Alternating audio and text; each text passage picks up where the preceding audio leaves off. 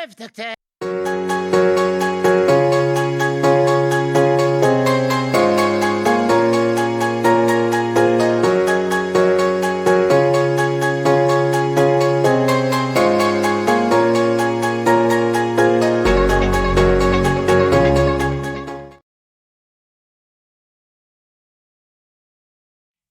Salut la compagnie et bienvenue, j'espère que vous allez bien. Alors aujourd'hui je vous propose pour cette première vidéo une vidéo guide du collectionneur. Donc en gros dans cette rubrique je vais vous refiler quelques petites astuces, quelques petites aiguilles afin de pouvoir acheter en toute sérénité vos produits. Et quoi de mieux que de commencer par un sujet on va dire que je trouve assez intéressant à expliquer. Et ce premier sujet, c'est en gros comment compléter sa collection lorsque l'on a un petit budget. Je tiens à dire que cette petite idée m'est venue en regardant le blog d'une certaine My Collection. Donc en gros, c'est une jeune fille qui collectionne pas mal de figurines et de goodies, notamment de Pokémon, de Cardcaptor Sakura ou de Sailor Moon, qui faisait un blog et avait expliqué dans un article quelques petites astuces pour pouvoir procurer des goodies, pour la plupart des goodies pas très chers. Et c'est de là où j'ai eu l'idée de faire cette petite vidéo. Donc si jamais cette fameuse jeune fille me regarde, enfin je dirais plutôt jeune femme, j'aimerais beaucoup la remercier pour la petite idée qu'elle m'a donnée pour ce sujet de vidéo. Alors sans plus attendre, on est parti. Alors, il est vrai que collectionner peut nous coûter très très cher. Quand on regarde un peu le prix des goodies, c'est vrai que ça coûte vraiment la peau du cul. Et malgré tout, il existe quelques astuces pour réduire la note finale. Alors, lesquelles sont-elles ? On va découvrir ça tout de suite. La première astuce, c'est bien sûr tout ce qui est les événements occasionnels. Les événements occasionnels, c'est par exemple Noël ou les anniversaires. C'est forcément la méthode la plus courante que nous utilisons. Pour moi, il existe deux manières. Alors, la première manière, c'est la manière que j'appelle directe. Donc, en gros, vous partagez votre wishlist ou liste de souhaits à votre entourage. Et après, c'est la personne en question qui va acheter le produit. Donc, après, si la personne ne sait pas où l'acheter, bien sûr, vous allez la guider, en quelque sorte. Et la personne va donc vous acheter le produit et vous l'offrir à l'occasion qu'il convient. Alors bien sûr, cette astuce peut marcher pour une petite figurine seule, mais également pour d'une plus grande valeur où chacun peut mettre en commun. Je pense par exemple à des figurines de chez Kotobukiya ou chez First for Figures où plusieurs personnes peuvent faire une cagnotte ensemble pour acheter la figurine. Ça, c'est vraiment quelque chose qui est couramment utilisé et qui est très efficace. Après, bien sûr, vous avez la manière que j'appelle indirecte.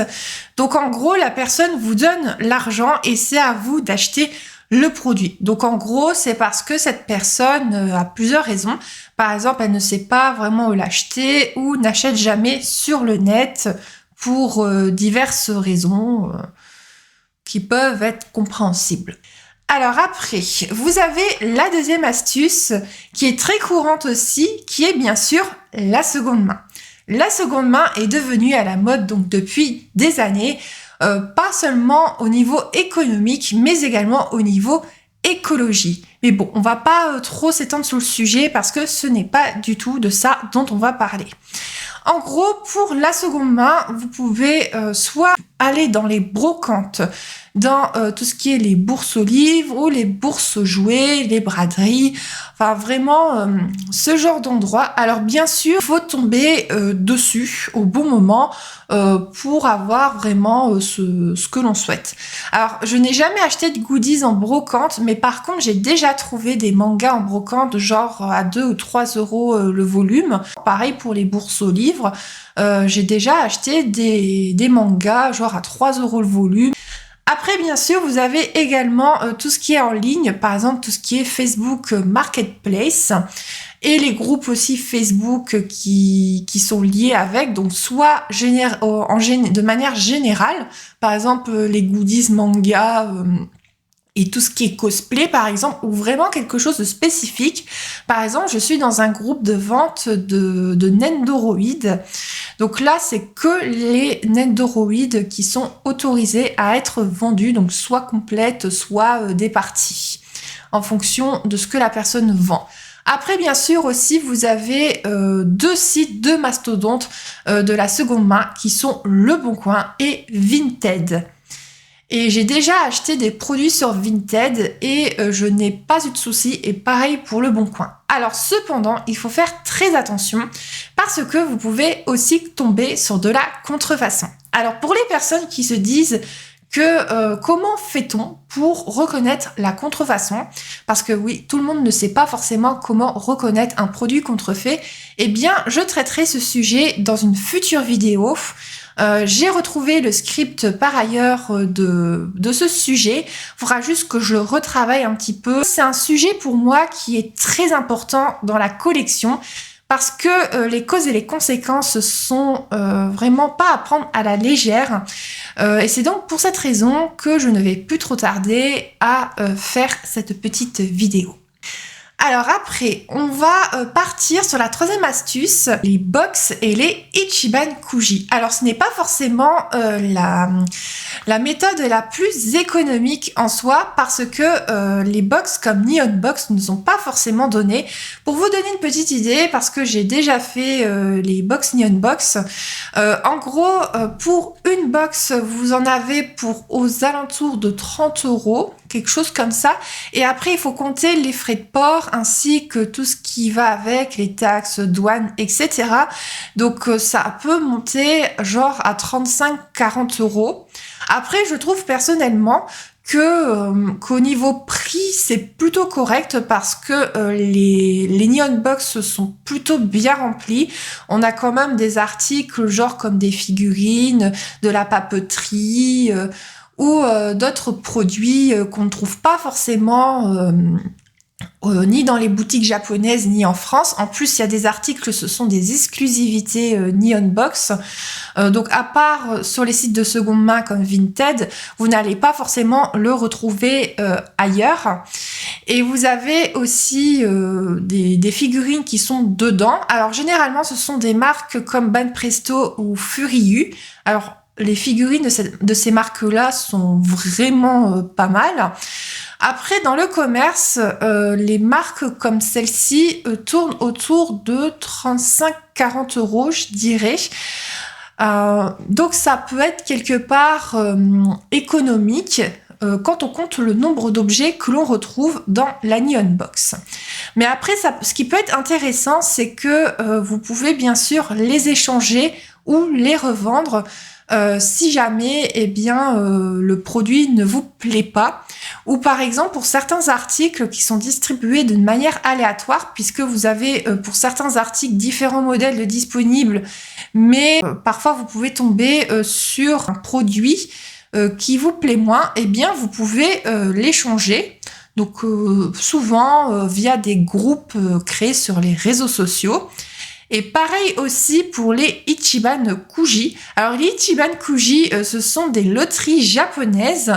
Là pareil, les tickets ils sont pas forcément donnés. C'est quand même 10 à 12 € pour un ticket. Après, vous avez des produits qui sont plutôt intéressants.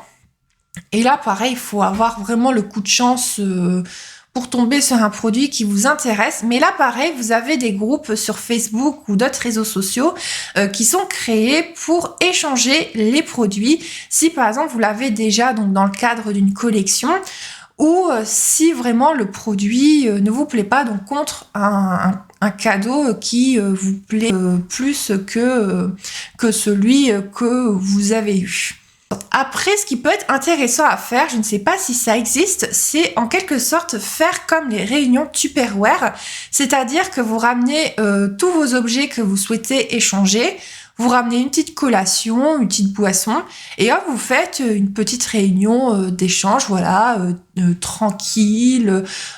Comme ça peut vous permettre de rencontrer d'autres personnes. Je ne sais pas s'il y a déjà des gens qui ont testé, mais ça peut être intéressant à faire pour une prochaine fois. Pourquoi pas? Alors la quatrième astuce, ce sont bien sûr les opérations et les coffrets ou packs découvertes. Alors, il y a une opération qui se déroule chaque année aux alentours du mois d'avril qui s'appelle les 48 heures de la BD. Alors, qu'est-ce que c'est que cette opération?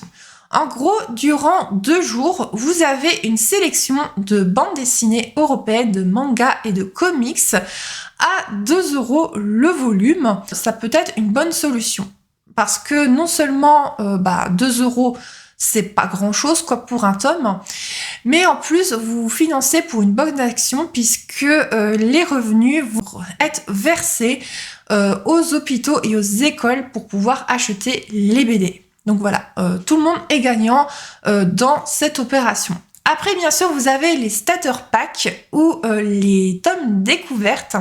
Alors, les tomes découvertes tournent autour généralement de 3 €. Et les starter packs, ce sont généralement 2 tomes. Vous avez en fait 2 tomes pour le prix d'un.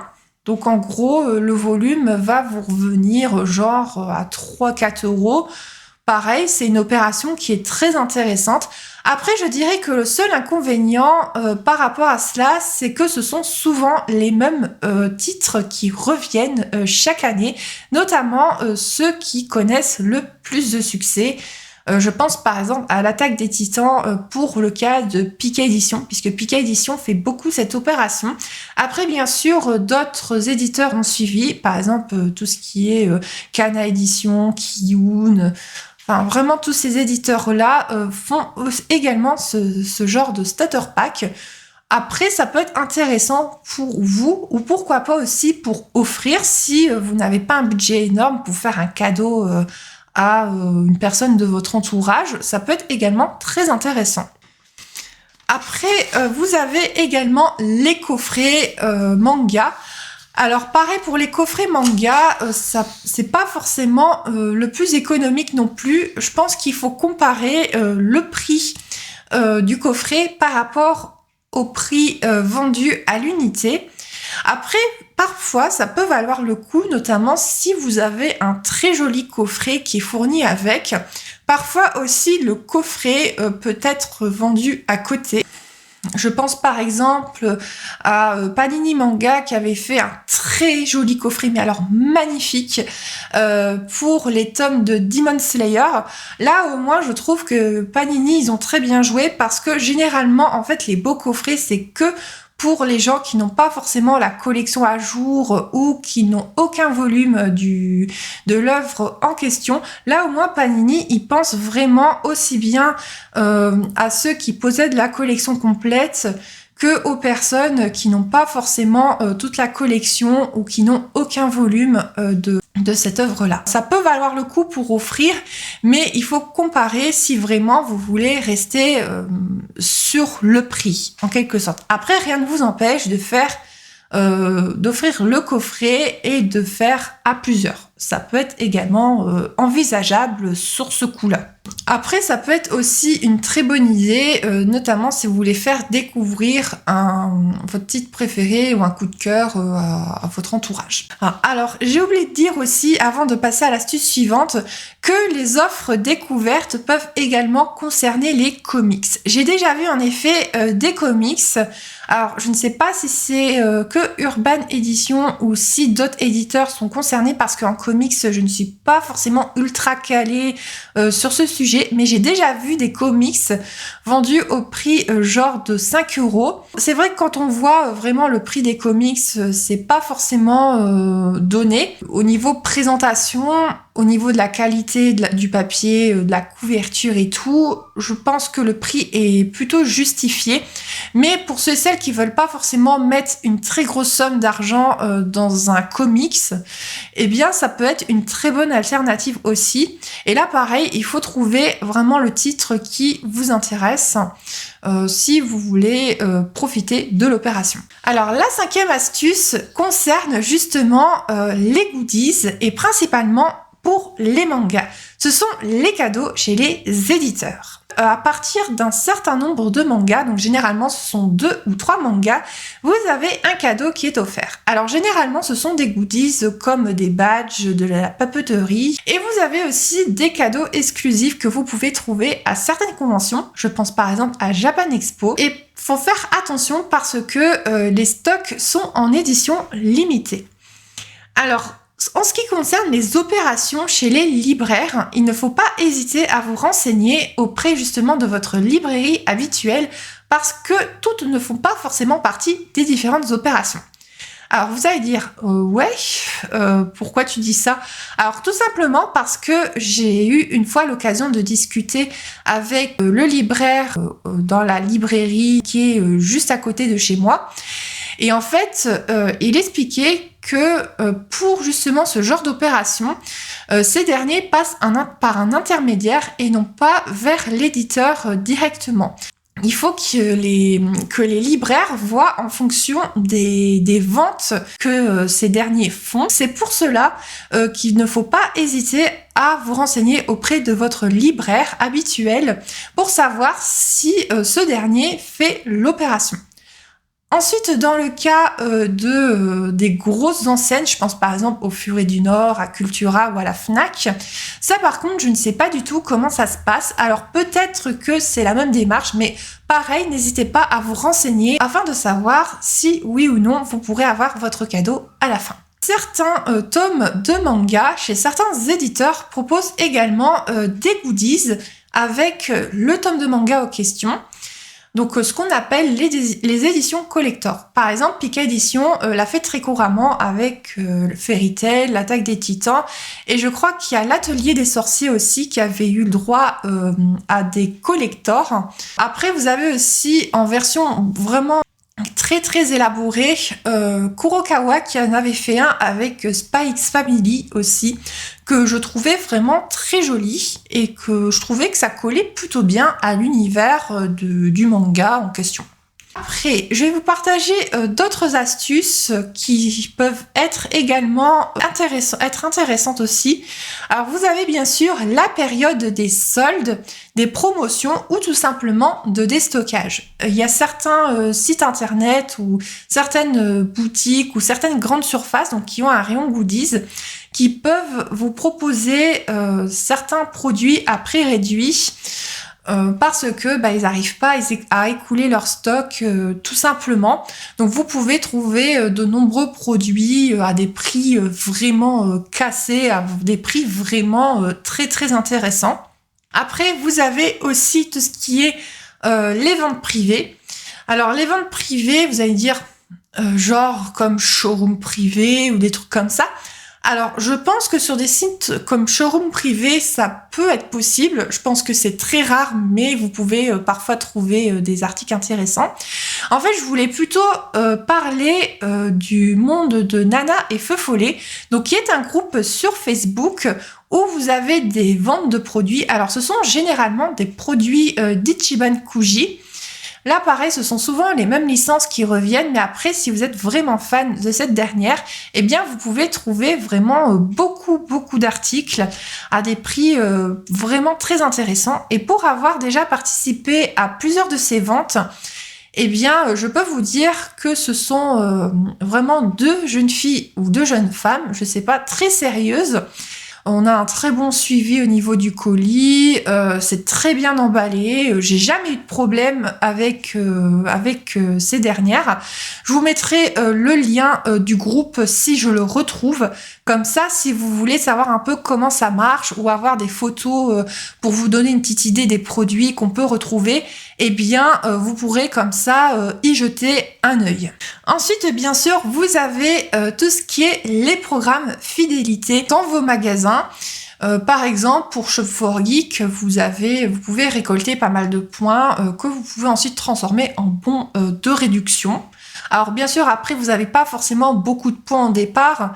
Mais après, au fur et à mesure que vous achetez chez eux, que vous êtes resté fidèle, vous pouvez avoir une ristourne très intéressante au final. Après, bien sûr, vous avez les codes promo. Donc les codes promo peuvent être utilisés pour certaines occasions. Ça peut être par exemple l'anniversaire d'ouverture d'une boutique. Ou alors, ça peut être aussi des codes promo que vous pouvez trouver lors de certains partenariats avec d'autres youtubeurs. Par exemple, j'ai déjà vu quelques youtubeurs faire du partenariat avec la boutique Chibi Akihabara, qui est une boutique en ligne que j'aime beaucoup aussi, où j'ai jamais eu de problème non plus au niveau de mes commandes. Eh bien, vous pouvez utiliser donc ces codes promotionnels donc avec ces partenariats-là, pas forcément chez Chibi Akihabara, mais dans d'autres sites aussi. Et vous avez également les jeux concours. Alors, pour les jeux concours, les jeux sont généralement proposés sur les réseaux sociaux. Elles peuvent également être proposées directement sur le site de l'éditeur en question. Là, vous pouvez gagner en fait divers goodies, mais également des tomes découvertes ou encore des maîtres en manga. Kurokawa a déjà fait le coup de la taille en manga, ce qui est plutôt original en concours, où vous avez aussi des goodies exclusifs que vous ne trouvez pas forcément partout, comme des dossiers de presse. Il faut rester très vigilant aussi, parce que, en fait, quand je me suis documentée sur la contrefaçon, j'ai vu que certains sites, certaines pages font des jeux concours de figurines, mais en fait, les figurines ne sont pas officielles, c'est de la contrefaçon également. Donc, il faut être extrêmement vigilant quand vous faites des jeux concours sur des pages, que ce soit Facebook ou d'autres réseaux sociaux, comme par exemple Instagram, parce que je sais que Instagram est très utilisé aussi pour les jeux concours. Après, ça peut être des jeux qui sont en partenariat avec une boutique en question. Alors, on arrive à la fin de la vidéo. J'aimerais vous poser justement quelques questions. Est-ce que vous connaissez justement les astuces que je vous ai présentées? Est-ce que vous en avez d'autres que je n'ai pas forcément évoquées et auxquelles je n'aurais pas forcément pensé? Parce que oui, il y a certaines astuces auxquelles je n'aurais pas forcément pensé. Donc n'hésitez pas à les partager si jamais vous avez d'autres petites idées. Et n'hésitez pas à dire lesquelles sont les plus couramment utilisées par vos soins. J'espère en tout cas que la vidéo vous a plu. Peut-être qu'elle vous aura donné envie de démarrer une collection. Oui, donc comme je vous ai dit, la prochaine vidéo de cette rubrique sera dédiée à la contrefaçon. S'il y a des points que vous souhaitez que j'aborde dans ce sujet-là, n'hésitez pas à me le mettre en commentaire. J'en prendrai note et je traiterai le sujet avec grand plaisir.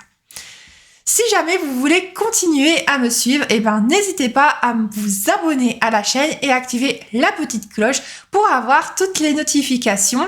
C'est gratuit et ça ne mange pas de pain.